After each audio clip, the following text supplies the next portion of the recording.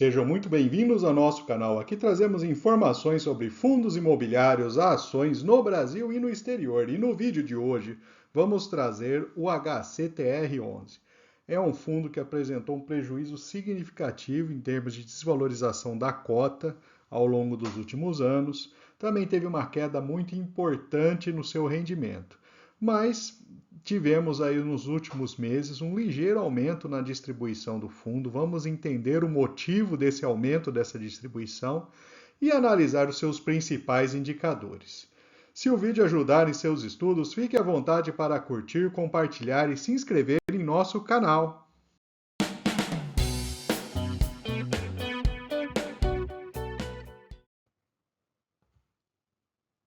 Vamos começar trazendo as principais características, os principais ativos do portfólio do HCTR11. Começando com a lista dos CRIs que são corporativos, então a gente tem o da Hope com a participação relevante, aí somando os dois instrumentos, mais de 17% do patrimônio líquido do fundo. Então é uma operação que tem aí recebíveis de diversos hotéis, né? Ele tem remuneração de IPCA mais 9 mais 12%, uma remuneração bastante alta, e possui um fundo de reserva. Temos também a Van Holding, que é uma empresa também voltada para essa área de hotéis, parques temáticos, né? A IPCA mais 8,5% e IPCA mais 12%. Vale o comentário, né, de todas essas operações, somente as duas últimas da tabela estão adimplentes. As de cima, elas estão no momento em que o fundo concedeu um waiver ali, né, de pagamentos e elas devem retomar o pagamento um pouco mais adiante. A Gramado Parques, GPK, ela tem aí também várias operações dentro desse fundo, também uma empresa da área ali de hotéis e empreendimentos, né? Remuneração aí IPCA mais 8, IPCA mais 11, IPCA mais 10%. Então essa é uma visão dos principais CRIs voltados para corporações, né? Então são empresas, né? Não são voltados para um ativo específico da empresa. Temos também dentro do portfólio alguns fundos imobiliários, vamos destacar aqui principalmente o XBXO11, né? Que é um fundo imobiliário ali com a operação lá daquele circuito de compras. Quando a gente entra nos dados do fundo imobiliário, a gente percebe que ele não está pagando dividendos há algum tempo, e olhando ali os seus resultados trimestrais, a gente observa ali um resultado negativo. Então, esse é um ponto de atenção, é um fundo que não apresentou ainda resultados em termos de pagamento e de proventos. Temos agora os CRIs específicos, né, voltados para algumas operações específicas. Então, temos aqui o status de inadimplência já de alguns fundos imobiliários, de alguns CRIs dessa lista, né? Então, trazendo aqui, a gente tem o Gran Viver 2, né? Ele está com inadimplência de 8,3%, né? Trazendo mais um aqui, o loteamento Goiás, inadimplência de 7%, e são os principais ali desse grupo. Temos um outro conjunto que estão em waiver também, né? Que são essa bolinha verde ali, né? O circuito de compra é um deles, né? Então é uma operação que não está pagando nesse momento, aguardando ali uma retomada aí, possivelmente aí positiva das suas operações. Temos a Gramado Parques, né, o Solar das Águas, então são operações ali que têm o seu pagamento ali está congelado durante um tempo, buscando aí uma melhora da situação da empresa, dos devedores, para a retomada dos pagamentos.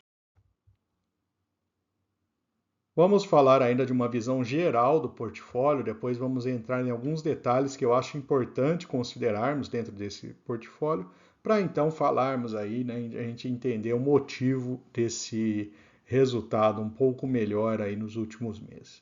Então o portfólio tem 81% são CRIs, 17% fundos imobiliários, né? O indexador, grande parte ali IPCA mais 10,7%, é praticamente aí um fundo corrigido com a inflação. Em termos de obra, né, dos CRIs, a gente tem 88% com obras concluídas e 67% com vendas concluídas. Então, são CRIs de operações que já estão num patamar mais maduro. Então, o risco de obra, risco de venda são riscos menores dentro dessas operações. O risco mesmo é de não recebimento, né? Os segmentos, então a gente tem 45% multipropriedades, 24% hoteleiro e 12% loteamento. São áreas ali, né, que sofreram bastante aí no passado recente. Dentro dos fundos imobiliários, quase a metade está no XBXO11, né, que é o circuito de compras, e o Serra Verde aí com 23%. Então, são as maiores posições dentro dos fundos imobiliários. Agora vamos trazer algumas informações adicionais também levantadas a partir das publicações e resultados divulgados pelo fundo. A primeira delas aqui é a questão da inadimplência. Então temos aqui listados todos os devedores que estão inadimplentes, né? Eles respondem por 11% do patrimônio líquido. E se a gente fizer uma ponderação aqui, a média ponderada é de 5,4%. Então, 11% apresenta 5% de inadimplência, tá? Inclusive, temos aqui uma operação que está 23,9% inadimplente, né? É um condomínio ali, uma multipropriedade localizada em Porto Seguro, na Bahia, né? Então, já é uma situação bastante complicada ali, né? Tem acumulação aí de quase um quarto aí do pagamento que deveria ter sido feito inadimplente. Trazendo agora a parte do portfólio que está em waiver, né, que ele coloca, que são operações que estão aguardando ali a chegada de uma data negociada, né, para a retomada dos pagamentos.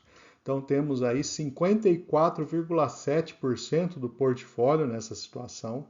Então a situação também não chega a ser tão preocupante quanto a inadimplência, mas é uma situação que leva uma incerteza muito grande, porque afinal de contas a gente não sabe se na hora que chegar o momento de pagar, se essa operação ali vai conseguir pagar as dívidas do CRE, né? Temos também os fundos imobiliários, temos fundos, vários deles ali, que não estão pagando dividendos, né?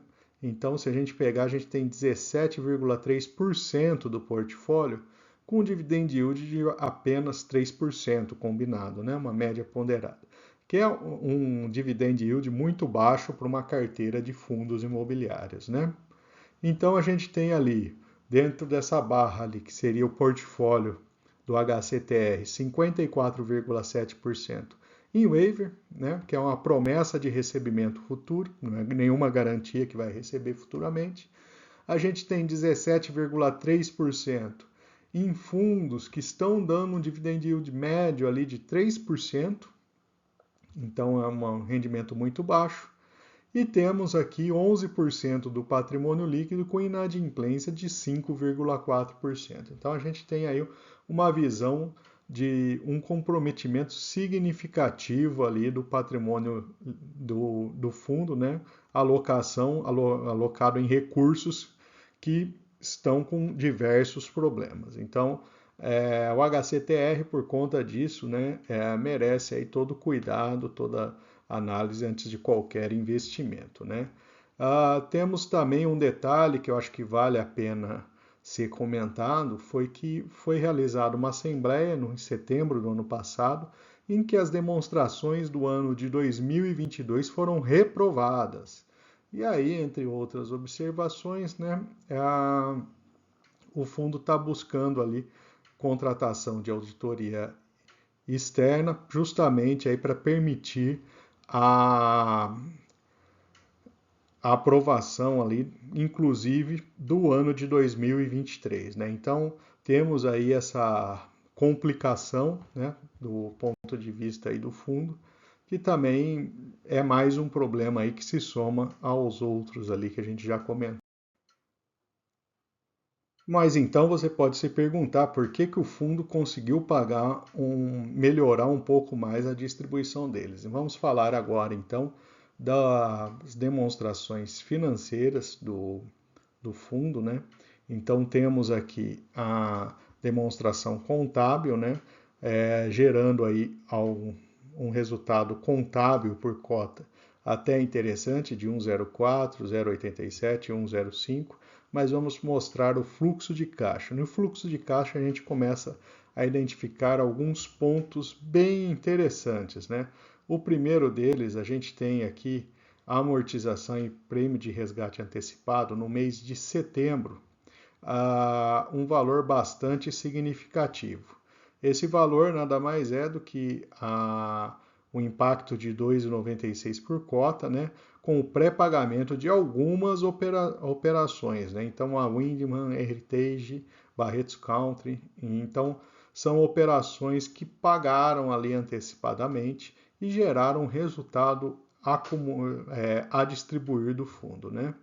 Temos também o pagamento aqui de compra e venda no mês seguinte, 14 milhões, que foi um resultado negativo, né, em que ele consumiu o fluxo de caixa para fazer investimentos aqui em outros instrumentos, né, além de aporte em um dos fundos imobiliários que ele possui.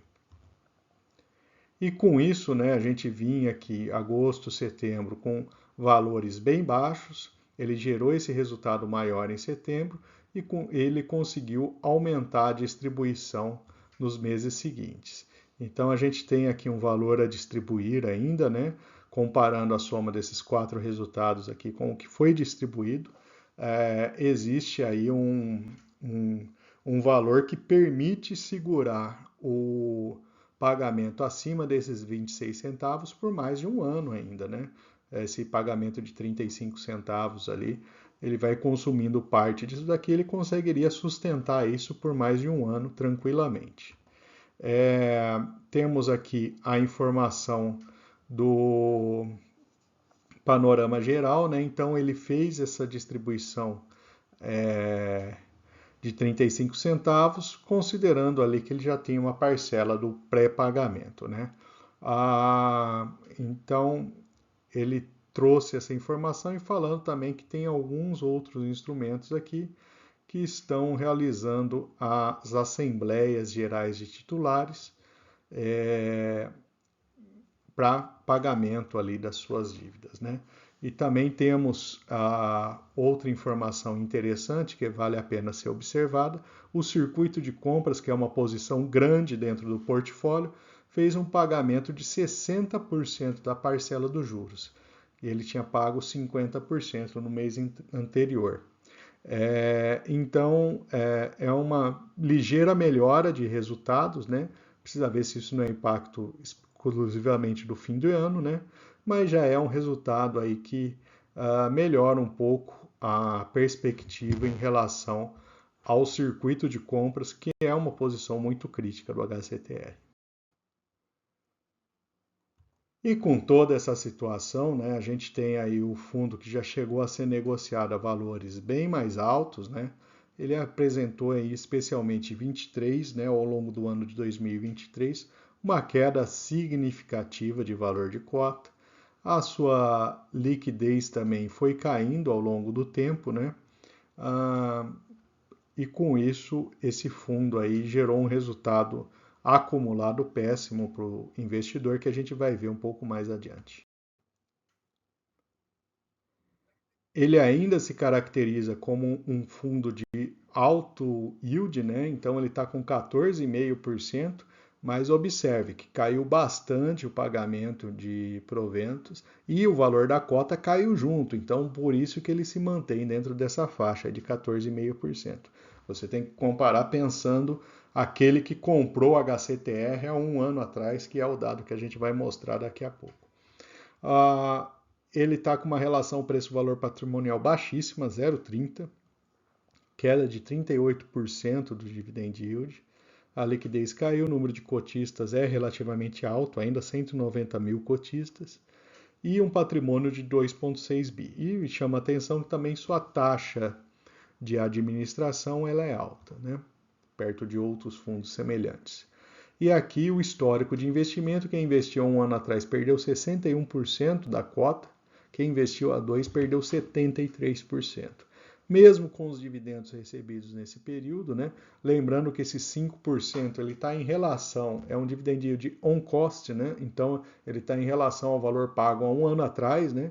Deu 5,7, por isso que ele deu mais baixo. E o ganho total ficou negativo, mesmo quem investiu há 2 anos, perdendo 56% do seu investimento.